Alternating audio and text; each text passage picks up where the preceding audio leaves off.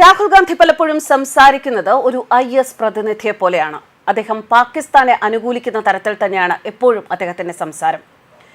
കഴിഞ്ഞ ദിവസം രാഹുൽ ഗാന്ധി പറഞ്ഞ ഒരു പ്രസ്താവന ഇങ്ങനെ: BJP-കാരെയും RSS-കാരെയും തനിക്കറിയുന്നതുപോലെ ആർക്കും അറിയില്ല, അവരൊക്കെ പേടിത്തൊണ്ടന്മാരാണ് എന്നാണ് രാഹുലിന്റെ പക്ഷം. രാഹുലിന്റെ മുത്തശ്ശി ഇന്ദിരാഗാന്ധിയുടെ കാലത്തെ മനസ്സിലാക്കാൻ സാധിച്ചു എന്ന് രാഹുൽ ഗാന്ധി പറയുന്നു.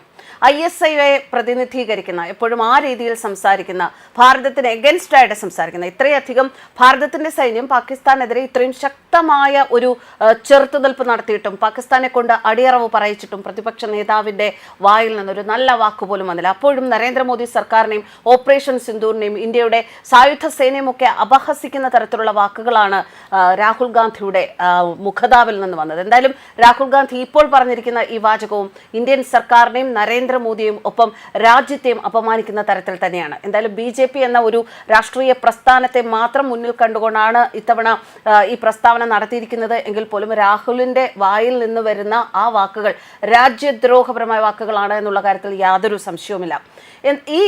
ഇത്ര മാത്രമേ ഈ പ്രതിപക്ഷ നേതാവിന്റെ വായിൽ നിന്ന് നമുക്ക് പ്രതീക്ഷിക്കാൻ സാധിക്കൂ. അതുകൊണ്ട് തന്നെയാണ് ഇപ്പോഴും രാഹുൽ ഗാന്ധി പ്രധാനമന്ത്രി തൊപ്പിയും തുന്നി ഭാരത് ജോഡോ എന്ന് കോലാഹലം ഉണ്ടാക്കി നടക്കേണ്ട ഗതികേടിൽ കഴിയുന്നത് എന്ന അദ്ദേഹത്തിന്റെ പ്രസ്താവനകൾക്കെതിരെ അധിക്ഷേപങ്ങൾ ഉയരുകയാണ്. വീണ്ടും നരേന്ദ്രമോദിയെ നാവുകൊണ്ട് ആക്രമിച്ച Rahul Gandhi. US president Donald Trump പ്രധാനമന്ത്രി നരേന്ദ്രമോദിയെ ഒന്ന് ഫോൺ ചെയ്തു. അതോടെ ഇന്ത്യ യുദ്ധം നിർത്തി എന്ന് ലോക്സഭാ പ്രതിപക്ഷ നേതാവ് രാഹുൽ ഗാന്ധി.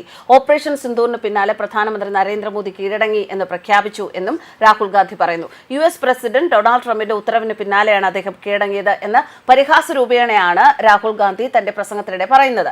എനിക്ക് BJP-കാരെയും RSS-കാരെയും നന്നായി അറിയാം, അല്പസമ്മർദ്ദം ചെലുത്തിയാൽ മതി, അവർ ഭയന്ന് ഓടിപ്പോകും എന്നാണ് രാഹുലിന്റെ പ്രസ്താവന. പോരാട്ടം നടക്കുന്നതിനിടെ ഡൊണാൾഡ് ട്രംപ് ഫോണിൽ വിളിച്ചു പറഞ്ഞത്രേ നരേന്ദ്ര കീഴടങ്ങും, ഉടൻ തന്നെ കീഴടങ്ങാനുള്ള ആഹ്വാനം ഇന്ത്യക്ക് പ്രധാനമന്ത്രി നൽകി. ഇതാണ് BJP-യുടെയും RSS-ന്റെയും സ്വഭാവം. ശരിക്കും രാഹുൽ ഗാന്ധിക്ക് BJP എന്താണെന്നും RSS എന്താണെന്നും അതിലുപരി ഭാരത സംസ്കാരം എന്താണെന്നും ഭാരതത്തിന്റെ സായുധ സേന എന്താണെന്നും അറിയില്ല എന്ന് വേണം മനസ്സിലാക്കാൻ. നരേന്ദ്രമോദി ട്രംപിന്റെ ഫോണിന് മറുപടിയായി SR എന്ന് മറുപടി നൽകിയെന്നും രാഹുൽ പരിഹസിച്ചു.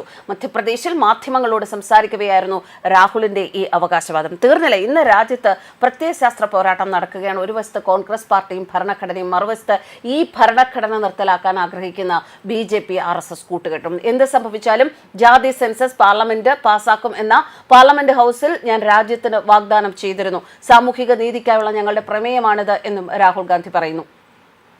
1971 ഇന്ത്യ പാകിസ്ഥാൻ യുദ്ധസമയത്തെ ഒരു അനുഭവവും ഒരു സംഭവവും അദ്ദേഹം പരാമർശിക്കുകയുണ്ടായി. മുൻ പ്രധാനമന്ത്രി ഇന്ദിരാഗാന്ധിയുടെ നടപടി, അതാണ് രാഹുൽ പരാമർശിച്ചത്. US-ന്റെ ഭീഷണി വന്നപ്പോൾ അത് വകവയ്ക്കാതെ 1971 ഇന്ത്യ പാകിസ്ഥാനെ തകർത്തു. US പ്രസിഡന്റ് അന്ന് ഇന്ദിരയെ വിളിച്ചിരുന്നു. US-ന്റെ 7ാം കപ്പൽപ്പട അന്ന് ഇവിടെ വന്നിരുന്നു. പക്ഷെ ഞങ്ങൾക്ക് ചെയ്യാനുള്ളത് ചെയ്യും എന്നായിരുന്നു ഇന്ദിരാഗാന്ധി അന്ന് മറുപടി നൽകിയത്. അതാണ് ഇന്ദിരയും മോദിയും തമ്മിലുള്ള വ്യത്യാസം. ഇതാണ് ഇവരുടെ സ്വഭാവം. സ്വാതന്ത്ര്യത്തിന്റെ സമയത്തും ഇതാണ് ഇവരുടെ സ്വഭാവം. കത്തെഴുതി ജയിൽ മോചിതരായതാണ് ഇവരുടെ പാരമ്പര്യം. പക്ഷേ കോൺഗ്രസ് പാർട്ടി ഒരിക്കലും കീഴടങ്ങിയിട്ടില്ല. ഗാന്ധിജി, ജവഹർലാൽ നെഹ്റു, സർദാർ പട്ടേൽ ഇവരാരും കീഴടങ്ങിയിട്ടില്ല, രാഹുൽ ഗാന്ധി പറഞ്ഞു. അതേസമയം രാഹുലിന്റെ പരാമർശത്തിനെതിരെ BJP രംഗത്തെത്തിയിട്ടുണ്ട്. രാഹുൽ ഗാന്ധി പാകിസ്ഥാന്റെ ISIയെ അഥവാ ഇൻഡസ് സർവീസസ് ഇന്റലിജൻസിനെ പ്രതിനിധീകരിക്കുന്നു എന്നും ജനങ്ങളെ തെറ്റിദ്ധരിപ്പിക്കുകയാണ് എന്നും BJP വക്താവ് തുഹിൻ സിൻഹ പരാമർശിച്ചു. ഏതെങ്കിലും രാജ്യത്തിൻ്റെയും ഭരണാധികാരിയോ വിദേശകാര്യമന്ത്രിയോ ഒരു യുദ്ധമുണ്ടായാൽ ഒരിക്കലും ആ യുദ്ധത്തിലുണ്ടായ രാജ്യത്തിൻ്റെ നഷ്ടങ്ങൾ മാധ്യമങ്ങളോട് പറയാറില്ല. ലോകത്തിലെ എല്ലാ രാജ്യതന്ത്ര വിദഗ്ധരും ഇതിന് നൽകുന്ന ഉത്തരവും ഇല്ല എന്ന് തന്നെയാണ്. യുദ്ധവിശകലന വിദഗ്ധരും ഇതേ അഭിപ്രായത്തിൽ തന്നെയാണ് ഉറച്ചു നിൽക്കുന്നത്. ഒരു രാജ്യം ഭരിക്കുന്ന നേതാവിന് ഒരു യുദ്ധമുണ്ടായാൽ എതിരാളിക്കുണ്ടായ നഷ്ടങ്ങളെക്കുറിച്ച് പറയാം, തെളിവ് സഹിതം അത് വിശദീകരിക്കാം. അതല്ലാതെ സ്വന്തം നഷ്ടങ്ങൾ യുദ്ധസമയത്ത് വെളിപ്പെടുത്താതിരിക്കലാണ് ജനങ്ങളുടെയും സൈന്യത്തിൻ്റെയും മനോവീര്യം ബലപ്പെടുത്തുന്നതിന് ആവശ്യം. ഇത് യുദ്ധതന്ത്രത്തിലെയും രാജഭരണത്തിലെയും ബാലപാഠമാണ്. ഇത് അറിയാത്ത രാഹുൽ ഗാന്ധി എങ്ങനെയാണ് 4 ദശകത്തോളം ഇന്ത്യ ഭരിച്ച ഏറെ ദേശീയ പാരമ്പര്യം അവകാശപ്പെടാവുന്ന കോൺഗ്രസ് എന്ന പാർട്ടിയുടെ കിരീടം വെക്കാത്ത രാജാവായി വിലസുന്നത് എന്ന ചോദ്യം ഇതിനു മുൻപ് തന്നെ ഉയർന്നു കഴിഞ്ഞു. പലപ്പോഴും സ്വന്തം ബുദ്ധിയിൽ ചിന്തിച്ചും വിശകലനം ചെയ്തും രാഷ്ട്രീയം സംസാരിക്കുന്ന ഒരു വ്യക്തിയല്ല രാഹുൽ ഗാന്ധി. കുറഞ്ഞപക്ഷം നെഹ്റുവും ഇന്ദിരാഗാന്ധിയും പുസ്തകങ്ങൾ വായിക്കുകയെങ്കിലും ചെയ്തിരുന്നു. രാഹുൽ ഗാന്ധി എല്ലായ്പ്പോഴും വിദേശ ശക്തികളുടെ അജണ്ടകൾക്കനുസരിച്ച് സംസാരിക്കുന്ന നേതാവായാണ് വിലയിരുത്തപ്പെടാറുള്ളത്. അതേസമയം യുദ്ധത്തിൽ സുതാര്യത നിലനിർത്താൻ ചില കാര്യങ്ങളെല്ലാം വെളിപ്പെടുത്തുകയും ചെയ്യാം. ഇക്കാര്യം ഇന്ത്യൻ സേന വെളിപ്പെടുത്തുകയും ചെയ്തു. പക്ഷേ പാകിസ്ഥാൻ ഇന്ത്യക്കാരുടെ ഇന്ത്യൻ സേനയുടെ ആത്മവീര്യം നശിപ്പിക്കാൻ ഇല്ലാത്ത നഷ്ടകഥകൾ പെരുപ്പിച്ചു പറയുകയായിരുന്നു. ഓപ്പറേഷൻ സിന്ദൂർ നടന്നതിന് ശേഷം രാഹുൽ ഗാന്ധി ഇക്കാര്യം ചോദിച്ച കേന്ദ്ര വിദേശകാര്യമന്ത്രി ജയശങ്കറെ പ്രതിക്കൂട്ടിൽ നിർത്താൻ നോക്കി. ഇതിൽ നിന്നെല്ലാം നമുക്ക് മനസ്സിലാക്കാൻ സാധിക്കുന്നത് രാഹുൽ ഗാന്ധിയുടെ ഇന്ത്യ വിരുദ്ധത തന്നെയാണ്.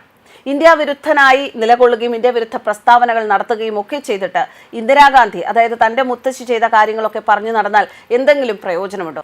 രാജ്യത്തിന് വേണ്ടി 10 പൈസയ്ക്ക് പ്രയോജനമില്ലാത്ത, അല്ലെങ്കിൽ മറ്റൊരർത്ഥത്തിൽ പറഞ്ഞാൽ രാജ്യദ്രോഹത്തിന് കൂട്ടുനിൽക്കുന്ന ഒരു പ്രതിപക്ഷ നേതാവാണ് രാഹുൽ ഗാന്ധി എന്നത് ഭാരതം മുഴുവൻ അംഗീകരിച്ച കാര്യമാണ്. അത് അദ്ദേഹത്തിന്റെ രാഷ്ട്രീയത്തിൽ വിശ്വസിക്കുന്ന ആൾക്കാർക്ക് പോലും അറിയാവുന്ന പരസ്യമായ രഹസ്യമാണ്. ഇങ്ങനെയൊക്കെ ഉള്ളപ്പോഴാണ് രാഹുൽ ഗാന്ധി വീണ്ടും നരേന്ദ്രമോദിയെയും ഭാരത സർക്കാരിനെയും അപഹസിക്കാനുള്ള ഇത്തരം പ്രസ്താവനകളുമായി മുന്നോട്ട് വരുന്നത്. ഈ പ്രസ്താവനകൾ അദ്ദേഹത്തിന്റെ ഉള്ള വില കൂടി കുറച്ച് കാണിക്കുകയേ ഉള്ളൂ എന്ന കാര്യത്തിൽ യാതൊരു സംശയവുമില്ല. ന്യൂസ് ഡെസ്ക് കർമ്മ ന്യൂസ്.